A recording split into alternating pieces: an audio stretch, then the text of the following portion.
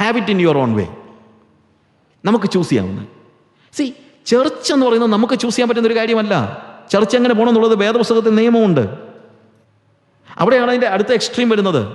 അതായത് ഒരു സ്ഥലത്ത് വേദപുസ്തകത്തിൽ പോലും ഇല്ലാത്ത, ഹവ്വായോട് സാത്താൻ ചോദിച്ചു, തോട്ടത്തിലെ ഒരു വൃക്ഷത്തിൻ്റെ ഫലം തിന്നരുതെന്ന് വാസ്തവമായി ദൈവം നിന്നോട് കൽപ്പിച്ചിട്ടുണ്ടോ? അയ്യോ, ഏത് വൃക്ഷത്തിൻ്റെ വേണമെങ്കിലും തിന്നാം, എക്സെപ്റ്റ് തോട്ടത്തിൻ്റെ നടുവിലുള്ള വൃക്ഷത്തിൻ്റെ ഫലം തിന്നുകയും തൊടുകയും ചെയ്തതെന്ന് കർത്താവ് പറഞ്ഞിട്ടുണ്ട്. തൊടരുതെന്നൊന്നും കർത്താവ് പറഞ്ഞില്ല. പക്ഷെ പറഞ്ഞപ്പോൾ ഇച്ചിരി അങ്ങ് കൂട്ടി. അങ്ങനെ കർത്താവ് പറഞ്ഞതിന് അധികം കൂട്ടേണ്ട കാര്യമൊന്നുമില്ല. ആരും കുറയ്ക്കാനും പാടില്ല. That's the biggest thing. കുറച്ചാലും കൂട്ടിയാലും അത് എക്സാക്ട്ലി യഥാർത്ഥ സുവിശേഷമല്ല. സുവിശേഷത്തിൽ കൂട്ടുകയോ കുറയ്ക്കുകയോ ചെയ്യാനായിട്ട് നമുക്ക് കഴിയുകയില്ല എന്നുള്ളത് നിങ്ങൾ മനസ്സിലാക്കണം. ഇപ്പോഴത്തെ പല ആളുകളുടെ ഉപദേശം, it doesn't matter, you worship God and do anything you want. ഇപ്പോൾ പുതിയ ആഫ്രിക്കയിലൊക്കെ ഒത്തിരി ഉണ്ട്. Now I understand, even in ട്രിവാൻഡ്രത്തും, ഇപ്പോൾ എന്നോട് ട്രിവാൻഡ്രത്ത് നിന്ന് സഹോദരന്മാരൊക്കെ പറയായിരുന്നു, ഒത്തിരി സഭകളുണ്ട്. If you are in grace, it is grace, it doesn't matter what you do. നിങ്ങൾ കൃപയാൽ രക്ഷിക്കപ്പെട്ട് കഴിഞ്ഞാൽ നിങ്ങൾ കൃപയിലാണ്. പിന്നെ നിങ്ങൾക്ക് എന്ത് ചെയ്യുന്നു എന്നുള്ളത് വിഷയമല്ല. ഇന്ന് തുടങ്ങിയതൊന്നുമല്ല. റോമാലേഖനത്തിൽ പറയുന്നത് കൃപ ഒഴുകേണ്ടതിന് പാപം ചെയ്തുകൊണ്ടിരിക്കാവും, ഒരു നാളും അരുത്.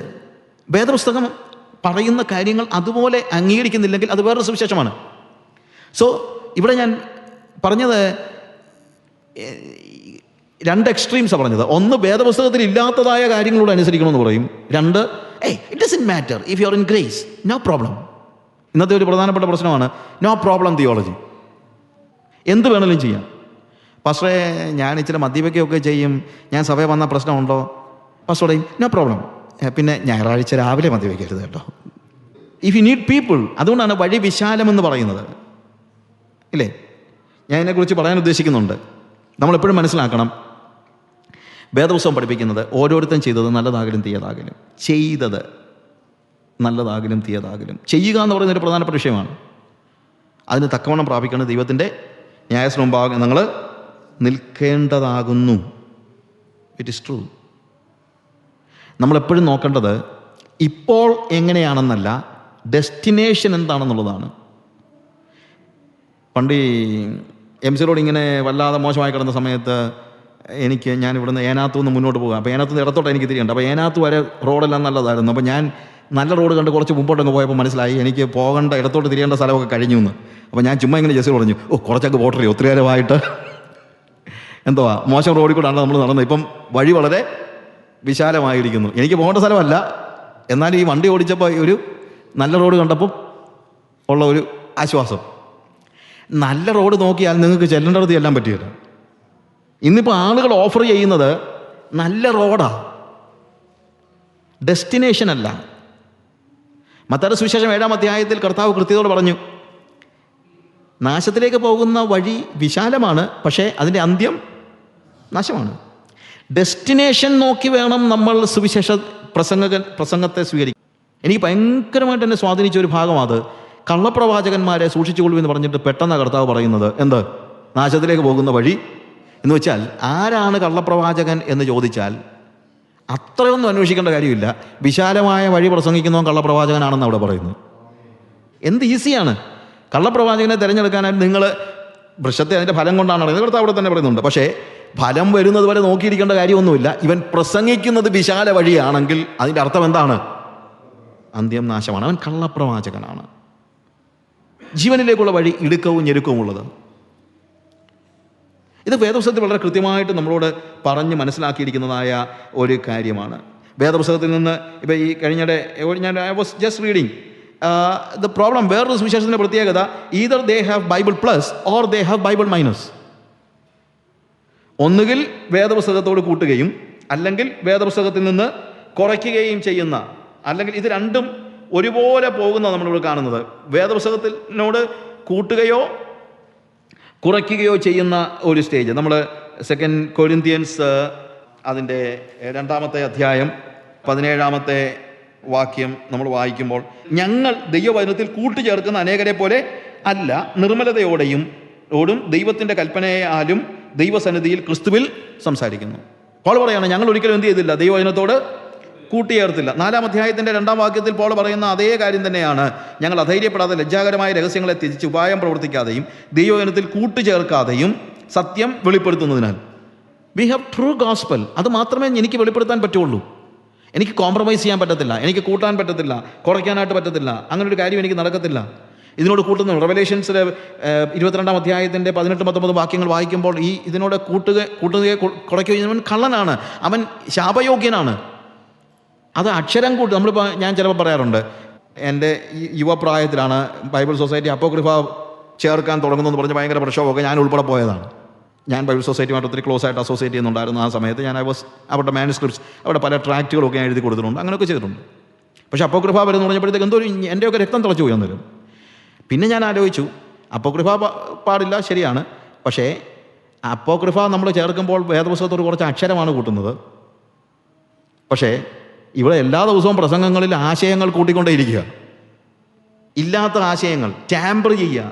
ഇപ്പോൾ സെക്കൻഡ് പീറ്റർ 3-ാം അധ്യായത്തിൻ്റെ 2 പത്രോസ് അതിൻ്റെ 3-ാം അധ്യായത്തിൻ്റെ 16-ാമത്തെ വാക്യം വായിക്കുമ്പോൾ ഇതിനെക്കുറിച്ച് സംസാരിക്കുന്ന സകല ലേഖനങ്ങളിലും എഴുതിയിട്ടുണ്ടല്ലോ, ഇവയിൽ ഗ്രഹിപ്പാൻ പ്രയാസമുള്ളത് ചിലതുണ്ട്. അറിവില്ലാത്തവരും അസ്ഥിരമായവരും ശേഷം തിരുവഴുത്തുകളെ പോലെയും അതും ഞങ്ങളുടെ നാശത്തിനായി കോട്ടിക്കളയുന്നു, ടാമ്പർ ചെയ്യുന്നു. അതായത് അവർ അക്ഷരം കൂട്ടുന്നില്ല, പക്ഷെ എന്ത് ചെയ്യുന്നുണ്ട്? കോട്ടിക്കളയുന്നു. ഇവിടെ ഒന്നുകിൽ കൂട്ടും, അല്ലെങ്കിൽ കുറയ്ക്കും, അല്ലെങ്കിൽ വളയ്ക്കും. ഇതാ ഇന്ന് സംഭവിക്കുന്നത്. വേറൊരു സുവിശേഷം പ്രസംഗിക്കുന്നവർ ചെയ്യുന്ന കാര്യം ഒന്നീ കുറയ്ക്കും, അല്ലെങ്കിൽ കൂട്ടും, അല്ലെങ്കിൽ വളയ്ക്കും. കോട്ടിക്കളയാണ് ഓരോ പാസേജും. ചില പാസേജസ് എനിക്കൊന്ന് എടുത്തു പറഞ്ഞാൽ നിങ്ങൾക്കത് മനസ്സിലാകാൻ വേണ്ടി പറയാം.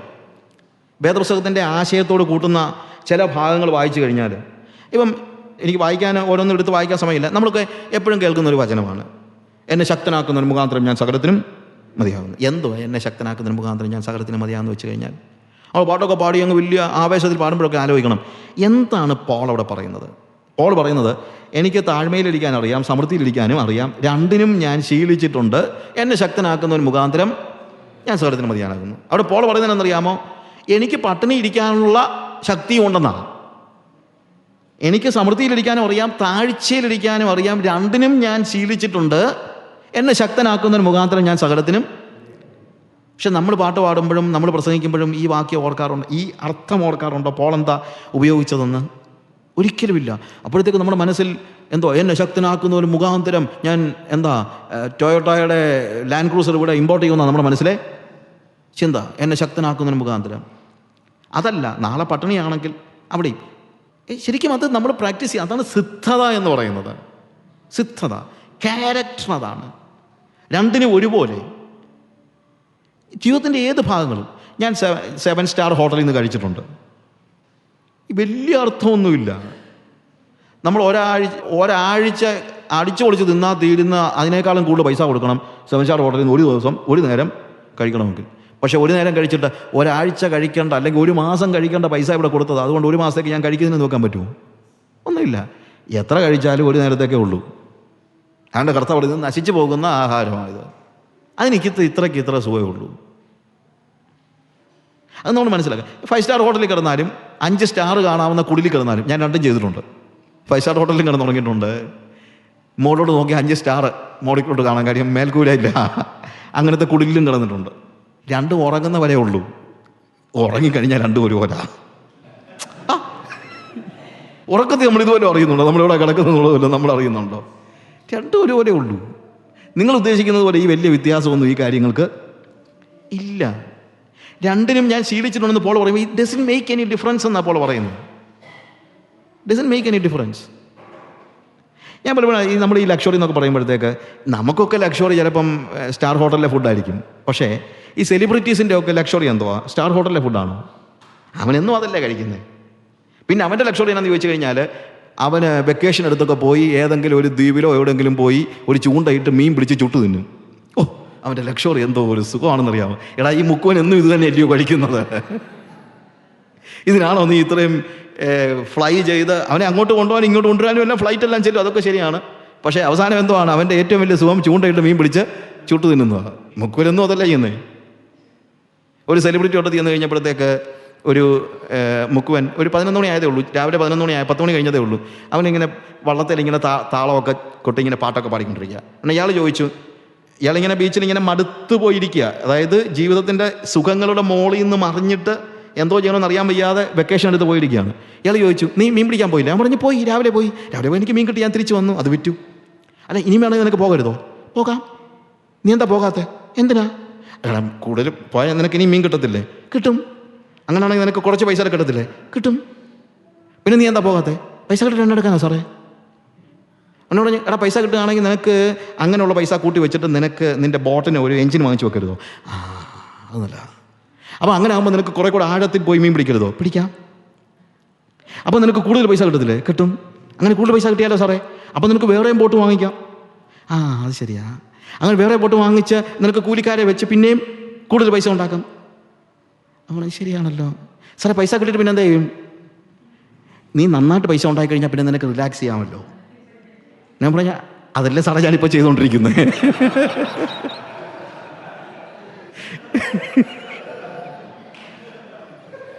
ഈ പെടാപ്പാടൊന്നും പെടാതെ തന്നെ ഞാനിപ്പോൾ ചെയ്തുകൊണ്ടിരിക്കുന്നത് ഐ ആം റിലാക്സിങ്.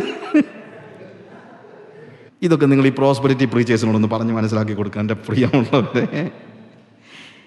എനിക്ക് ഈ സങ്കടം എന്നറിയാം ഈ പ്രവാചകന്മാരോട് ഇവരോടൊക്കെ. ഞാൻ പ്രവചനപരമുള്ള ആളാകട്ടെ, എന്നെ ആരും വിളിക്കൊന്നും വേണം, ഞാൻ വരുത്തൊന്നുമില്ല. എനിക്ക് എല്ലാ കാരിസ്മാറ്റിക് ഗിഫ്റ്റ്സും ഞാൻ I pray for the sick and people are healed. I pray and demons are cast.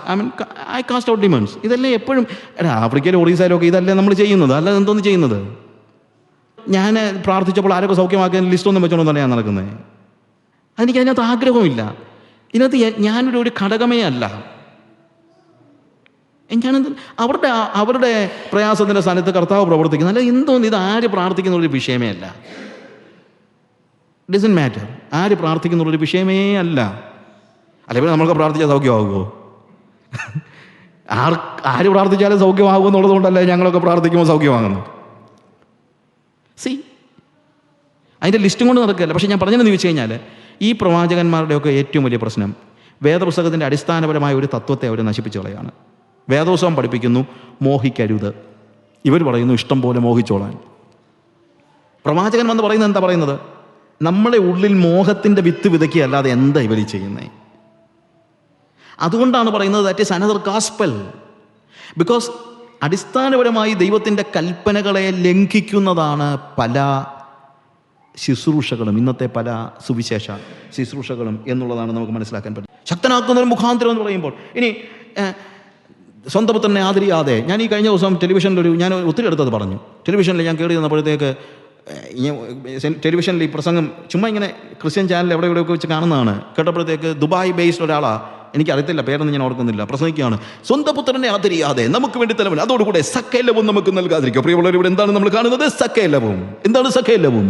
നീ എന്താഗ്രഹിക്കുന്നതെല്ലാം സകലവും. നിന്റെ ചുറ്റോട് ചുറ്റും ഒന്ന് നോക്ക്, നീ എന്ത് കാണുന്നു? സകലവും. അതൊക്കെ നിന്റെ വകയാണ്. സകലവും. ഇതാണ്ടോ ഈ സ്റ്റൈല്? അങ്ങോട്ട് പോകാൻ ആഗ്രഹമൊന്നുമില്ല. പിന്നെ ഇത്രയൊക്കെ ഉള്ളെന്ന് പറയാൻ വേണ്ടിയാ ഇത് നമ്മൾ പറയുന്നത്. ഇങ്ങനെ 2-3 ടോണൊന്ന് മാറ്റിയാലേ ഉള്ളൂ ഈ കാര്യമൊക്കെ. സകലവും സ്വന്തം പുത്രനെ ആദരിയാതെ നമുക്ക് വേണ്ടി ഏൽപ്പിച്ചു തന്നവൻ. എന്താ വാക്യത്തിൻ്റെ അർത്ഥം? നിങ്ങൾ റോമാലേഖനം 8-ാം അധ്യായം ഒന്ന് വായിച്ചു നോക്ക്. 8-ാം അധ്യായം മുഴുവൻ പറയുന്നത് പിതാവ് പുത്രന്മാരായി തിരഞ്ഞെടുത്ത നമുക്ക് ദൈവം ഒരുക്കി വച്ചിരിക്കുന്ന തേജസ്സിനെ കുറിച്ചാണ്. ഭൗതികമായ യാതൊരു കാര്യങ്ങളും ആ അധ്യായത്തിലില്ല. അവിടെ പറയുന്നത് നാം പ്രാപിച്ചിരിക്കുന്നത് പുത്രത്വത്തിൻ്റെ ആത്മാവിനാണ്. ആബാ പിതാവേ എന്ന് വിളിക്കുന്ന പുത്രത്വത്തിൻ്റെ ആത്മാവിനെയാണ്. സൃഷ്ടി ദ്രവത്വത്തിൻ്റെ ദാസ്യത്വത്തിനും എന്നുള്ള വിടുതലിന് വേണ്ടി ആകാംക്ഷയോടെ കാത്തിരിക്കും ദൈവപുത്രന്മാരുടെ തേജസ്സിന് വേണ്ടി.